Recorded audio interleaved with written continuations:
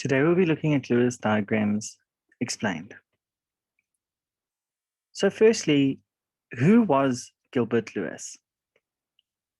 So Gilbert Lewis was a physical chemist, and he was responsible for discovering multiple theories and formulating many of the ideas that we use in chemistry today. But what we're specifically going to look at is his contributions to the Lewis dot structure. So when we think of the Lewis dot structure, we first have to track back to what are groups and valence electrons on the periodic table. So in order to start, we're going to first look at how to draw a Lewis structure. The first Lewis structure that we're going to look at is going to be that of carbon. So when we think of what carbon looks like, we know that it has a total of 6 electrons. So when we plot this in the diagram, as you can see below, we notice that there are 4 electrons in the outermost shell or the outermost orbital of this atom.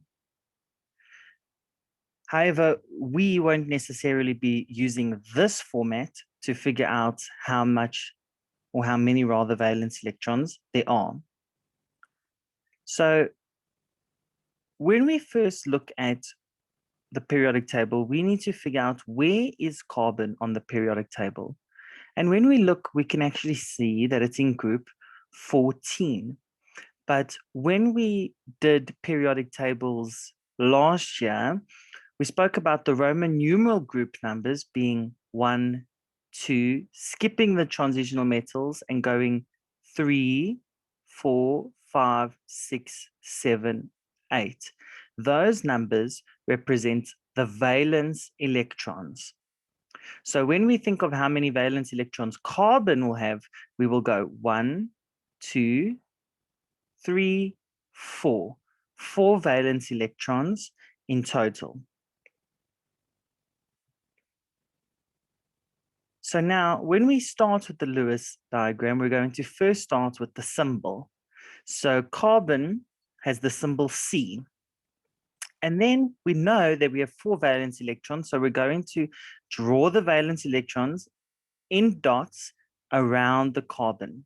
So we start the first electron, second, third, and the fourth electron. So now we have 4 total electrons, and it's surrounding the atom equally. Okay? So when we look at some other examples of Lewis dot structures, we can see that there are going to be elements that have similar structures to others, and this is because they are all in the same group. So if we look at boron, boron has 3 valence electrons. That is why we have 3 dots in the Lewis structure, as well as aluminium. And so it continues and continues. Notice that after 4 valence electrons, the 5th valence electron is a pair. So your electrons will want to become lone pairs. So as you add an extra electron, you add another pair, until eventually you get a noble gas that has 4 pairs of electrons, and then these will not bond with any other molecules. But now, it's not just about the Lewis structure of the atom itself, but also about what the Lewis structure of the molecules look like. So let's have a look and see at hydrochloric acid, HCl. So when we start, we draw the Lewis structure for hydrogen. Hydrogen will have 1 valence electron. So that valence electron is drawn over there. Plus, chlorine will have 7 valence electrons. 1, 2, 3, 4, 5, 6, 7. So now what happens is that there is a missing electron here that will be taken from the hydrogen in order for the chlorine to accommodate to the octet rule. Double check in your notes what the octet rule is, but basically besides the elements of hydrogen and helium, every element will have to have 8 electrons surrounding it. And as you can see here, we've replaced the 2 dots, the 2 pairs, bonding pairs, with a bonding line to show that there is bonding happening. So if you want to just think of it as an overlap or a sharing of electrons, which we know is what covalent molecules do, you can clearly see that here is where there is an overlap of orbitals. So you will be required to leave it in the dot structure. So you'll have to keep it in the dots. Don't do any of the lines. The lines is usually only for varsity or for higher grade questions. But for now, just double check with your teacher, but it should be in the dot structure, as you can see. Okay, so just so you can see the difference between some line and dot structures, here you have methane, where you have 4 bonds, and here you can see it's just representing the lone pairs. The bromine, there's a bond, there you can see the lone pair, and H2O. You can see H2O doesn't actually look like this, but we'll get more into that when it comes to molecular geometry and all of those things in the next video. So let's have a look at some examples. So first, we're going to draw the Lewis diagram of the following. So we have BF2, BCl3, CCl5, PBr5, and Si6. Okay, so what I'm going to do is I'm going to switch over onto the whiteboard so that we are able to work with these. Okay, so when we look at the following, we're going to look at BeF2 first. So when we take a look at our periodic table, we notice that the number of valence electrons that you are going to find in BE,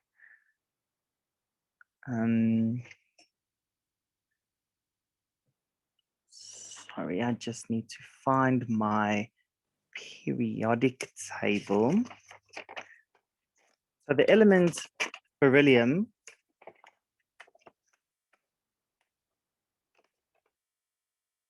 will have 2 valence electrons. So we say 2 valence electrons plus 2 times, because now there's a 2 by the F, so it's 2 times how many valence electrons are in fluorine? 7. So 2 times 7 is 14, plus 2 is 16 electrons in total. That's how many electrons we need in this Lewis structure. So we know we have Be, we have F, and we have F like this. Okay, so now when we draw the first 2 dots, we're first going to draw the 2 dots that it bonds with. So we already have 16 minus 4, which is just then 12 electrons left. So we always start with the outside first. So we go 1, 2, 3, 4, 5, 6, 7, 8, 9, 10, 11, 12. But now we have a problem because the BE does not fit our definition of the octet rule. So now what we have to do is we have to figure out how we're going to take electrons from the fluorine and bring it to the bromine in order to have 8. So we need to take 2 lone pairs. So I'm going to take 1 lone pair from this F and 1 lone pair from this F, and I'm just going to bring it down as to form part of the bond. So what I'm actually going to have is F double bond Be double bond to the other F. And you'll be left with 1, 2, 3, 4. 1, 2, 3, 4. Okay.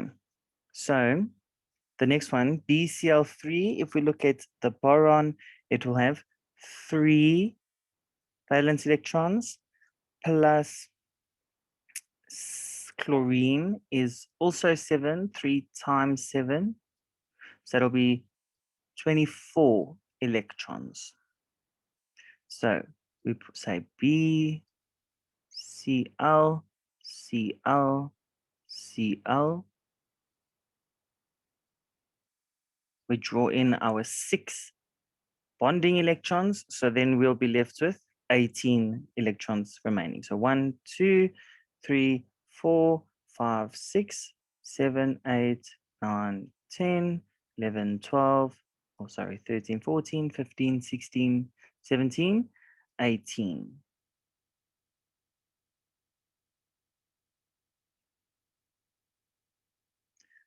Okay, so this again, the boron does not accommodate our octet rule. So what we're going to have to do is we're going to have to just take one of the lone pairs and create one double bond. So then the final result will just be the exact same thing that we've already seen, but now instead we're going to have the 2 dots that we removed next to the boron and chlorine to form a double bond. And then we have 1, 2, 3, 4, 5, 6, 7, 8 around boron. Okay, so if we look at CCl5, again, we go to carbon. Carbon has 4 valence electrons plus 5 times 7.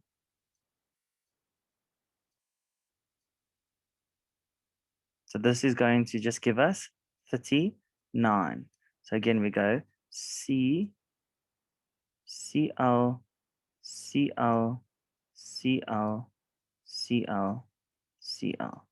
We go 1, 2, 3, 4, 5, 6, 7, 8, 9, and 10.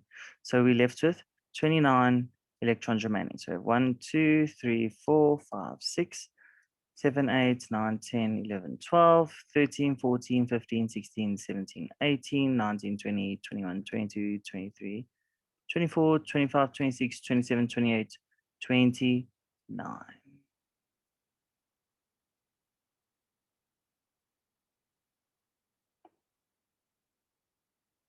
Okay.